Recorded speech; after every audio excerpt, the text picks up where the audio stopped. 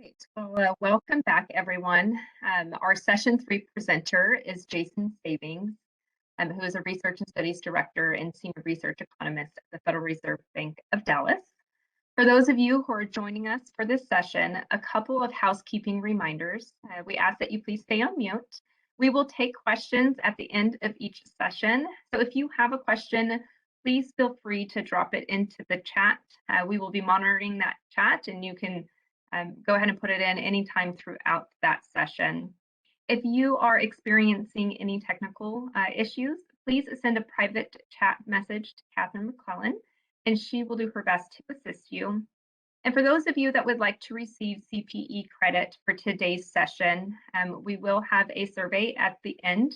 We will put it into the chat at the end of this session that you can submit for your CPE credit for this session. Before we get started, I'd like to formally introduce Jason. So Jason is a public finance and regional economist at the Federal Reserve Bank of Dallas.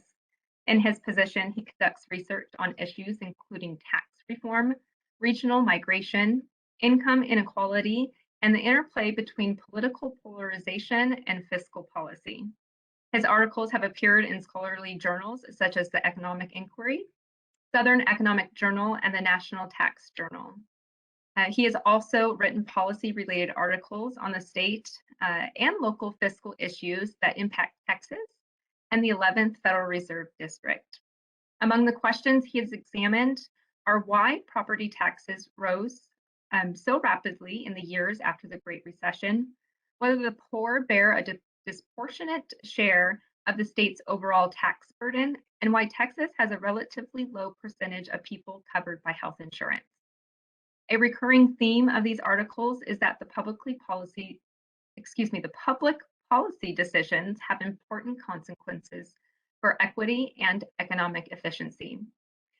Jason holds a BA in mathematical economic analysis from Rice University and MA and PhD degrees in economics from California Institute of Technology.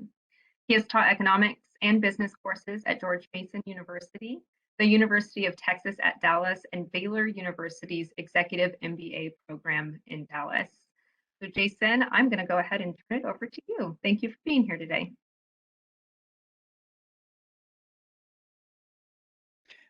You're welcome, Morgan. Thank you guys for inviting me. I really appreciate the opportunity to be able to speak to all of you today about this issue. So what I'm going to be speaking about over the next 20 minutes is COVID-19, its impact on state budgeting, local budgeting, and Texas in particular. I'll be drilling down into some information about how we have handled the fiscal issues associated with COVID-19 at a state and local level. Please. So I thought I would start by giving a brief introduction that, as hopefully all of us know, state tax revenue is plunged in the COVID era. One example is my home state of Texas, where monthly revenue in that first month after COVID hit, April 2020, was literally half what it had been the year before, in April 2019. Now, to be sure, as that next bullet indicates, that was the worst month for us. It's not representative of the post-COVID period, but it does indicate just how much of an economic shock COVID-19 was in those first days, which are not that long ago. And the fiscal picture in states across the country remains challenging to some degree even today. And next slide, please. So what do I mean by challenging? Why does it even matter that I say that? It's a big word, but it's undefined. So it matters for a lot of us. It matters for individual people who are seeking government services. Maybe they've lost their job. Maybe they're hungry. Maybe they need fiscal help, stimulus plans, PPP, whatever it might be. They need funding that government is providing.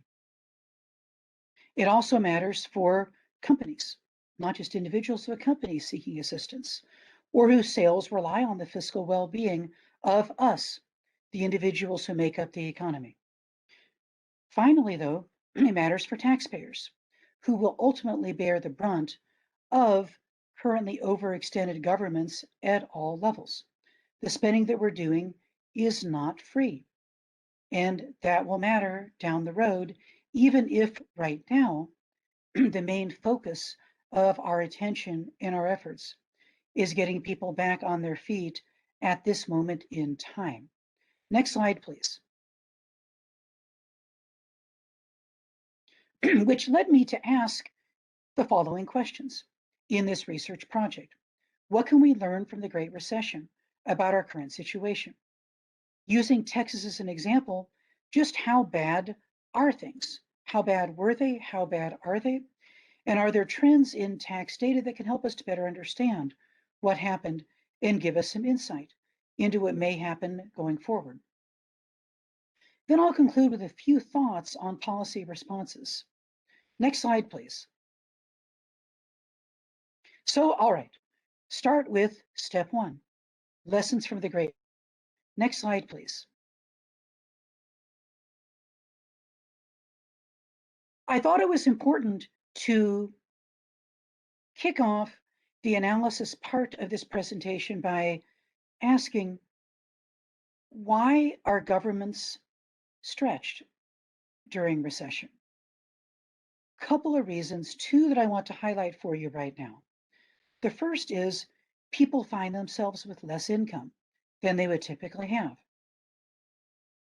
They're laid off, or their hours are reduced, or they can't get credit. They need help. So when they need help, demand for government services naturally rises. More than that, though, tax revenue that government receives falls as output and income decline. If you, me, a lot of our friends are working fewer hours or have been fired, there's not as much income tax revenue as there used to be. But at the federal level or at the state level, there's not as much sales tax as there would normally be because we're trying to cut back. So these things affect government. Next slide, please.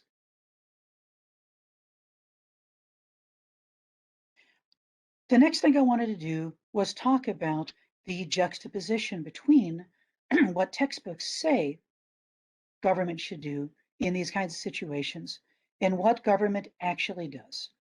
So the orthodox prescription that textbooks say is, well, look, just run large surpluses during expansions, during the good times, so that you can then spend them down when a recession inevitably comes. Well, this is great advice in theory, but in practice, what do we actually do? Well, what we do is we spend those surpluses during expansion, and then we deficit spend whenever a recession hits, while sort of pretending that the fiscal stresses from that recession were unforeseeable. This works great at the federal level, where you can deficit spend as much as you want. It doesn't work as well at the state and local level, where typically you wouldn't be allowed to deficit spend, at least not to the same degree that that's permissible at the federal level. Next slide, please. So this naturally causes state fiscal shortfalls to emerge, which I hope is not a shock, although the level of those shortfalls might be. Next slide, please. Following the Great Recession, state shortfalls neared 15% of their operating budgets. This slide here shows you by year. I skipped a couple where there really wasn't much going on, but what I'm trying to show you here on the left is 2002, 3, 4, 5, kind of the aftermath of the tech bust.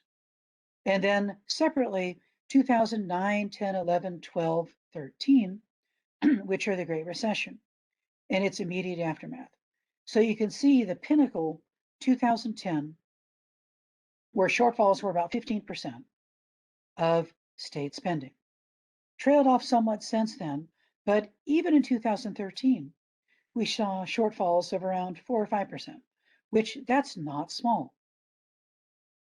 So why am I showing you this slide? Next slide, please. Let me go into some of the details to the why.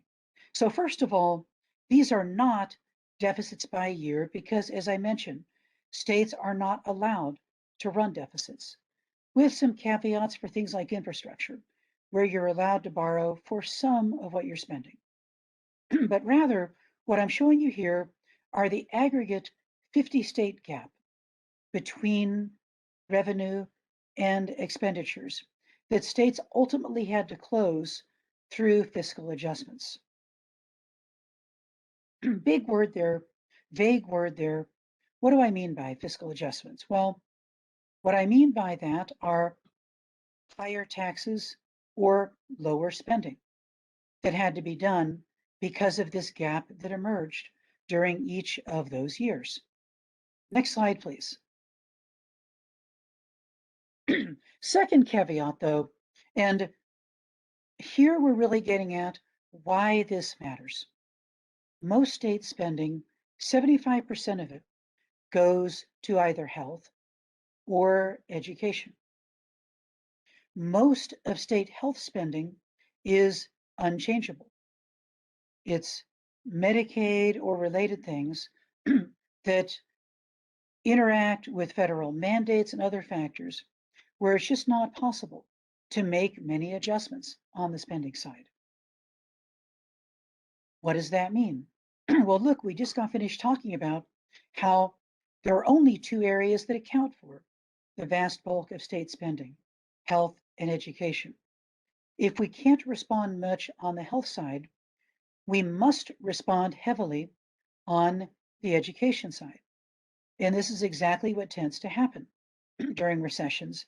What did happen during the Great Recession, as many of you would remember, as the state of Texas closed a yawning shortfall in 11, 12, and 13 by slashing education expenditure, both for universities and for K through 12. And when these spending changes happen to education, much as we might wish there wouldn't be lasting consequences, in fact, there were and are from the telecom bust and for the Great Recession, for K through 12 in Texas and other states, and also universities. Although the main state that slashed education spending was not Texas, but California. And there were lasting consequences there for its flagship state universities. Next slide, please. And I apologize for getting into the sort of dismal science aspect of econ there. I wish that wasn't what happened, but it did. So we have to talk about it if we're going to learn and grow in the future. So, all right, pivoting to this slide, the way in which states choose to raise their revenue has a major, major impact on how much exposure they're going to have to the business cycle. So what do I mean by that? Well, in 2009, sales tax receipts across the 50 states in the US, sales tax receipts fell by 3.9%. That's sizable and it matters. But state income tax receipts, individual tax receipts, fell 3 times as much, 11.9%. And state corporate income tax receipts fell almost 6 times as much, 22.5%. So it matters a lot whether you decide as a state to raise most of your money through the sales tax, through individual income taxes, or through corporate income taxes. Next slide, please.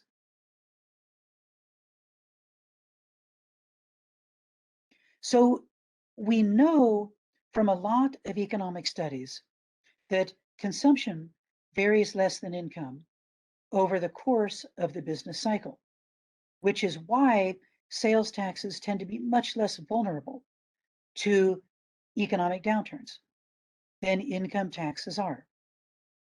So this suggests that if you're going to elect as a state to have a lot of revenue volatility, you better decide to have a higher rainy day fund balance so that when the downturn happens, you're prepared. Did that happen? Let's find out. Next slide, please. Oops, sorry, I had a title slide there. So let me build suspense. Did this happen? Do we see this reflected in 2020 rainy day fund data? Now let's find out. Next slide, please. And what you see, unfortunately, is the relationship is the opposite of what you might have expected. Texas relies very heavily on our state sales tax. So our need for a rainy day fund is less than a lot of other states. But we are way above average for the size of a rainy day fund compared to the size of our budget. 13% for us, around 8% for the median state, which is the second bar from the left. Now let's talk about states like New York, New Jersey, Illinois, that elect to rely very heavily on revenue streams that we know to be highly volatile. So what do their rainy day funds look like? Well, New York, 3%, New Jersey, 1%, Illinois, 0%. And I actually did the math on that, and unfortunately it is 0.0% for Illinois. So you might think, wow, is somebody at the Fed saying these states missed the mark? And let me respond to that in two ways. First, to point out, I am speaking only for myself. Huge caveat that is worth mentioning as many times as I can, that I endeavor to give you the best available data and provide the best possible insight that I can provide to you. But everything I'm saying, I'm speaking only for myself, not for the Federal Reserve Bank of Dallas or the Federal Reserve System. So just want to make sure that even though it was stated in words at the beginning, that I emphasize that to you. So the second thing, though, that I want you to know from this slide, next slide, please,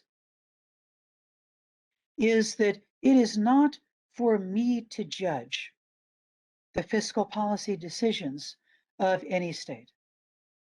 So it is not true that Texas doesn't need a rainy day fund. We are still affected by recessions, and we still have some volatile sectors like energy that make up a decent sized chunk of our economy. So we can't just fly by the seat of our pants and not worry about a rainy day fund. Also, it is not necessarily true that states like New York, New Jersey, Illinois made the wrong call by prioritizing other pressing fiscal policy needs over having a rainy day fund. I can tell you that in general, states that decide to roll the dice on highly volatile revenue streams, like individual and corporate income taxes, in general, on average, they should carry a higher rainy day fund than states like Texas that, in general, on average, have a more stable state tax revenue source that they're going to be tapping year in and year out. But it might be that New York, New Jersey, Illinois had pressing needs that emerged during the years when a textbook would say they should have been saving. And because of those pressing fiscal policy needs, they weren't able to follow the textbook and have huge rainy day funds. I'm not saying that is true. I'm not saying it isn't. I'm only saying making that judgment, it would go beyond the scope of what I am doing. Although each of you can make the judgment based on what you would know from what those states did. But I can't and don't want to pretend that I can. And I'd close the rainy day fund discussion by saying it is absolutely true that rainy day funds play an important role in states' ability to cope with revenue volatility. Next slide, please. So I had about 8 slides to go into the last part of my Southwest Economy article, where what I would have done, were there another 15 minutes, is talk about how, well, I'll do a little bit. Next slide, please. What I would have done is talk about how, for the state of Texas, in the first half of fiscal 2020, our tax revenue was up 5.6%. But in the second half of fiscal 2020, our state tax revenue was down 10.5%. This is completely in line with public finance theory from an earlier slide that said, well, gosh, we expect that a state like Texas that relies heavily on sales taxes is going to suffer, but maybe not as hugely as some other states might. And Catherine, if you wouldn't mind forwarding all the way to the very last slide of the presentation. What you would have seen in those other slides that there wasn't time to show was that we indeed did suffer in Texas, not as much as some states, and the particular taxes we assess that fell the most were taxes like our alcoholic beverage tax, our hotel tax, where you would think those would be highly tied to social distancing. And if we're not wanting to travel as much, we're not wanting to go to bars with our buddies and drink as much, that revenue is going to fall a lot. And that's exactly what you see. Those taxes, the revenue fell much more than other taxes we assess, except for the energy tax, the severance taxes we have, oil and natural gas production. But those taxes were in big trouble before COVID-19. So all COVID did was exacerbate our revenue woes from energy taxes. It did not create our problems there. So that's what you would have seen, but in the interest of time, I'm only going to go over that verbally. But if you consult the printed or online version of the Southwest Economy write-up, you'll see more detail for those points.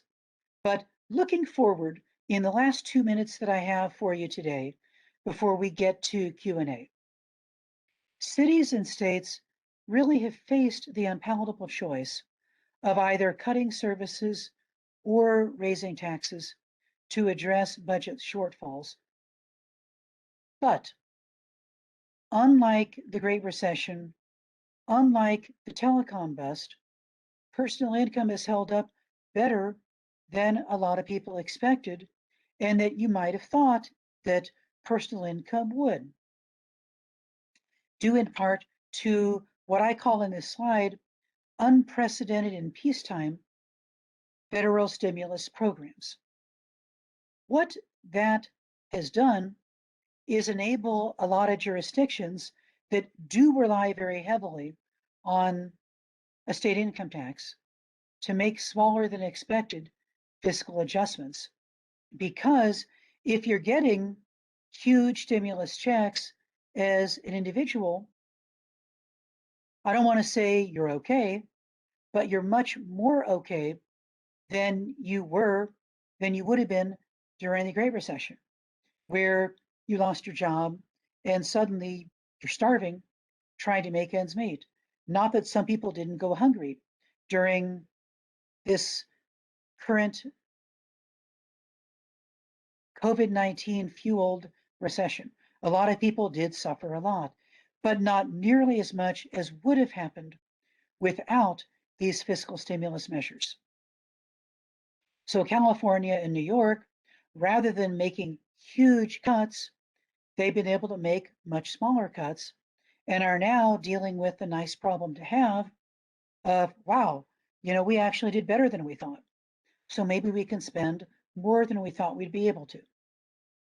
The unanswered question for all of this, and the question that I want to use to close my 20 minutes today, is this. Can we expect income tax reliant states to experience less volatility in future recessions because the federal government is always going to give huge income support to people who need it? Or is the recent recession, our recent experience, a one-time aberration where in all future recessions, they're going to be more like the Great Recession, where people who are poor, workers who lose their jobs, firms that lose their business and are in danger of shutting down, are they going to get the support they received during this last recession? Or is it going to be more like the Great Recession, where they're not going to get it? And incomes are going to fall hugely, and that's going to have huge fiscal consequences for state spending decisions. And I'll end with the high-powered analytical insight of time will tell. I know you guys are applauding me for that. I appreciate it. In some ways, it's the best I can do. But if you want to explore that during the Q&A, I'm very open to that. But thank you for your time. Thank you for your attention. I really appreciate it. Thanks. Thank you, Jason. And thank you for that wonderful presentation, as always. Having that said, my name is Rodolfo Acosta Perez, and I work for the Dallas Fed in El Paso. And before we move on to the Q&A section, I work as a communications and outreach analyst in El Paso. And in this capacity, I help advance economic and financial education outreach strategies by working with the public, consumers, educators, students, and business owners. So please feel free to drop your questions in the chat. And I apologize in advance if we're not able to get to your question, but rest assured that we're going to follow up with you to try to answer your question after this session. So, having that said, I have a question for you, Jason, to get the conversation started. You mentioned that states are not allowed to run any deficits, any budget deficits. So how come some states are still in debt? That is a great question. And in true economist form, I have two different answers for it and not just one. So the first answer is that there are some types of expenditures like infrastructure, where states or education, where states and localities are allowed to issue bonds to be repaid later. The purpose of those bonds is precisely to let them spend beyond their means in the short run. But in theory, the reason we think that's a good idea, or at least okay, is that we're investing in the future.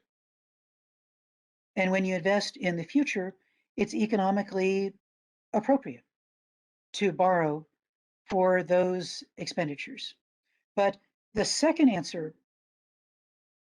is, by the same token, it is not as appropriate to borrow, to go into debt, etc., when your reasons are not to invest for the future, but instead because you simply want to be spending more than you're willing to be taxed. The more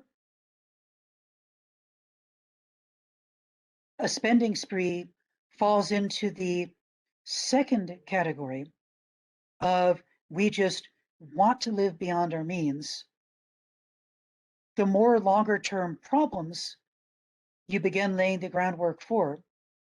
Because what do you do in the next recession? And this would apply for the state, but also for the US generally. If you're much deeper in the hole than you were last time, and suddenly there's a new recession, your ability to provide fiscal stimulus is curtailed.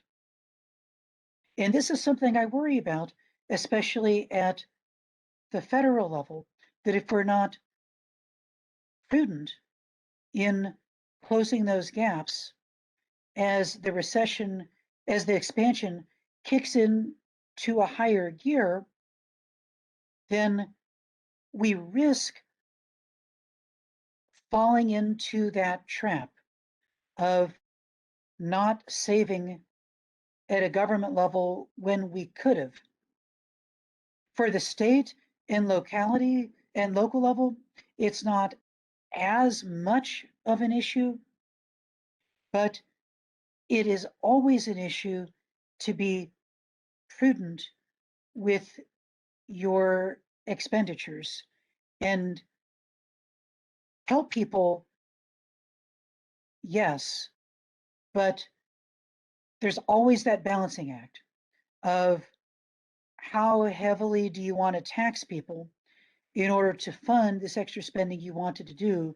And there's always an economic cost to that that we have to keep in mind, mainly because, one of the reasons that we say that Texas tends to grow faster than the national average is that we're pro-business, low tax, light touch, no regulation, no tax. But, we've decided on a slightly different balance compared to a lot of other states.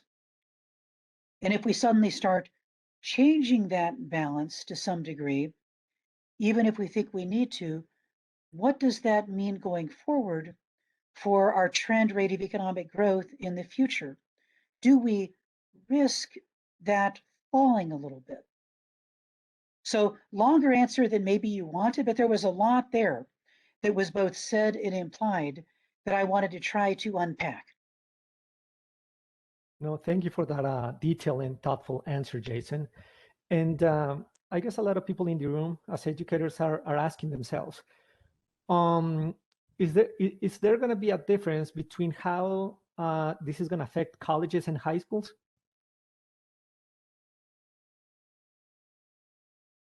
That is another question that is wonderful. Let me first tackle that from let me mainly point out that the revenue sources for K through 12 versus higher ed are very different. K through 12, as I'm sure you know, relies primarily on property taxation here in the state of Texas. Not true in every state, but it is true here in Texas. Property taxes rely mainly on property values. And property values thus far have held up great. To my detriment, when I got my property tax bill, they've held up great. So K through 12 is not nearly as pressed for revenue as you might think that it would be. Not that property taxes are 100% of K through 12 revenue, they're not. But it is where the main bulk of K through 12 comes from. And those revenues being even better than they were pre-COVID says that the revenue struggle for K through 12 so far is milder than one might have thought, given how deep the COVID recession was, especially in those first 3 to 6 at March of 2020. Higher ed, it is a dicier proposition where higher ed is more dependent on the whims of state policymakers than K through 12 is. And I think also sometimes there's a tendency, a rightful tendency to realize K through 12 is essential and to have a key policymaker focus there, which is great, it's good, it's necessary. But sometimes there's been a tendency in the spending data to maybe have higher ed get a little bit less attention than it could have received, because all of us with kids who are in first grade, we're really focused on them getting the education services they need. And I think maybe we can lose sight a little bit of, look, guys, higher ed is where we lead the whole world in the quality of our higher ed. And also where we're not leading the world, maybe like community colleges, these are the backbone of transitioning from K through 12 to, UT, A&M, Tech, UT Dallas, where I am, some real leading lights. But you can't be a leading light without those community colleges doing the legwork of getting people transitioned, or in some cases, providing, the on-the-ground credential that people are going to use not to go to UT, but to have a job that we need. So yeah, I definitely think taking our eye off the ball for higher ed matters and is something I'm very mindful of, which is not, again, to take away from K through 12. We've got to have our eye on both, if that makes sense. Yeah, thank you, Jason. That makes perfect sense. And I guess we have a couple of minutes, so I guess we have time for one more question. And I remember that you mentioned that fiscal adjustments often fall on education, which obviously has lasting consequences. But based on that, is there a way for the government or for state governments to actually avoid or minimize cuts in education budgets and still be able to keep a balanced budget?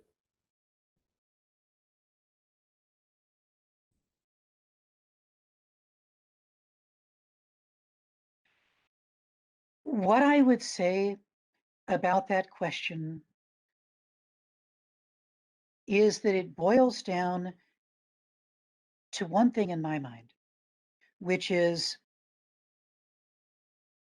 our economic future depends on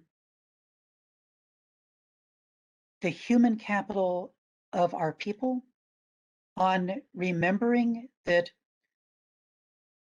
it's not just Head Start, it's not just workforce development, it's not just higher ed, it's not just K through 12, but cradle to career human capital development, so that no matter what our age is, we are growing and learning, so that our value is higher and our ability to contribute to our employer or to the future is higher. This, to my mind, is the key that we should always remember in trying to figure out where government spending should go. And how that ties back to K through 12 and higher ed is that those are the main backbones of giving us the human capital that we need to be more productive citizens, which is good not just for us as individuals because we earn more, but also for government revenue, because the more that we earn as individuals and the better we do as entrepreneurs, the more tax revenue is available.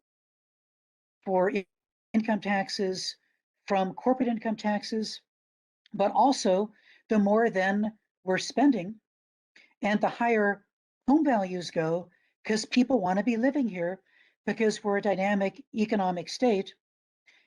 And what that means is there's more revenue available for our cities, for our state, and for our country.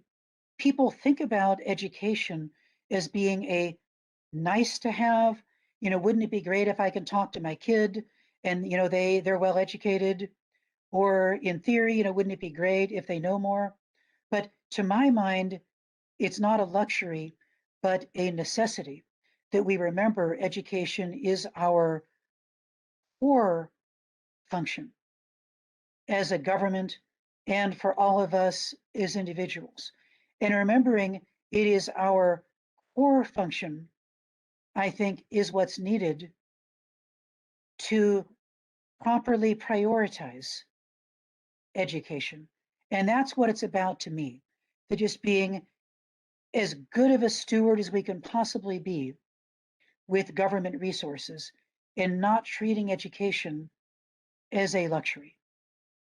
And again, I'm not speaking for anybody except me if I went on my soapbox a bit, but this is my firm belief that human capital is the main key to growth. Thank you, Jason. And we had one more question, but since we're running out of time, Kai, I apologize, but we're going to follow up with you regarding your question about gross receipts tax in New Mexico. But having that said, Jason, I want to thank you for making the content so relatable, for talking about how human psychology and human capital actually drives economic behavior. And thank you for that insightful presentation. Having that said, I would like to introduce my colleague, Allison Clark, who is going to help us relate this research and how we can actually use this research in the classroom. Allison, the podium is yours. Take it away. Thank you, everyone. Thank you, Rodolfo. Hi, everyone. I am the exhibit specialist at the Federal Reserve Bank of Dallas. I oversee the Economy in Action exhibit in Dallas, which invites visitors to learn about the nation's central bank and the vital part it plays in the economy. I'm excited to share some ready-made resources to embed or extend information from Jason's session to your classroom. You can go ahead. Thanks.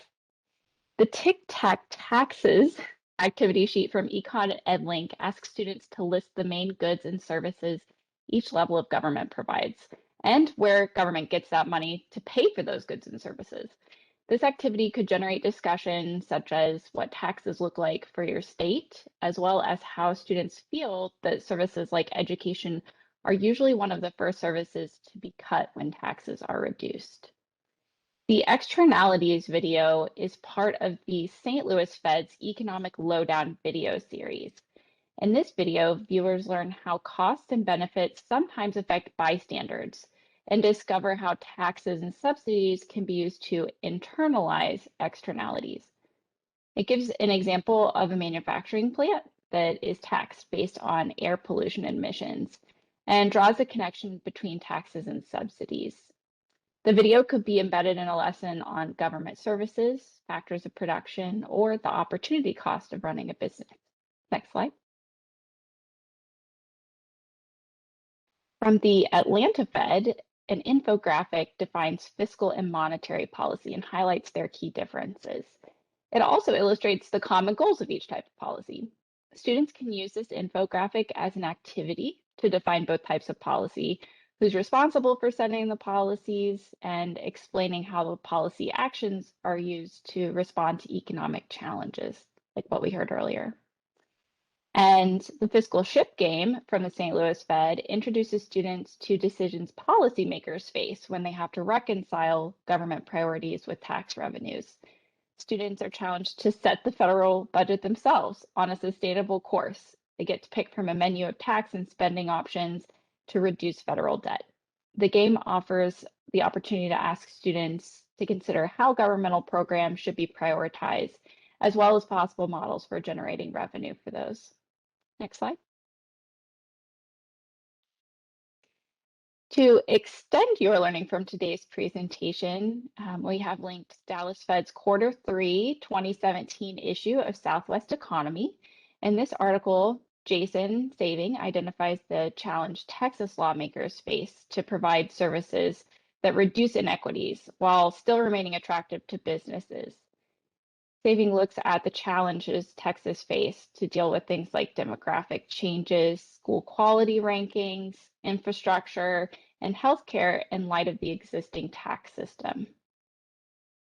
The mathematics behind progressive, regressive, and proportional taxes is a 60-minute lesson plan from Econ EdLink for grades 9 through 12. It's framed as a personal finance lesson, and it allows students to explore graphs that analyze the impact of different types of tax structures on families. And so students are introduced to different tax systems. They create equations showing the relationship between income and tax, and explain how tax ratios change for different tax structures. The lesson models the impact of taxes paid on total earnings. So, for example, students can see that lower income earners pay more of their income on goods through sales tax. The lesson could spark discussion on who's affected by taxes and how a lack of personal income tax affects Texans across income levels. Next slide. And finally, government spending and taxes is a lesson from the St. Louis Fed in which students match programs for low-income populations with the type of economic inequity the program addresses. And students also observe an activity simulating tax payments and transfers. The lesson defines economic equity. It helps students identify government programs that are designed to improve that economic equity. And it also shows the tax impact of funding these programs have on households. When students may be unfamiliar with the connection between taxes and the programs, it can generate discussion on how tax money is spent and whether the program should be provided by government at all. And that concludes the classroom application for this session. And before we break for lunch, just a few closing reminders. For those who would like to receive CPE credit for this session, you'll need to complete a SurveyMonkey survey, which will be dropped in the chat. And we will be taking our lunch break and be back at 12:40 Central Standard Time to resume our next session. Don't forget for that session to bring your favorite teacher resource to share during the afternoon classroom applications portion of the program today. So favorite teacher resource to share with your peers during our breakout session. I thank you all for your attention this morning, to our speakers and our moderators. I hope you all have a great lunch, and we will see you back at 12:40 Central Standard Time.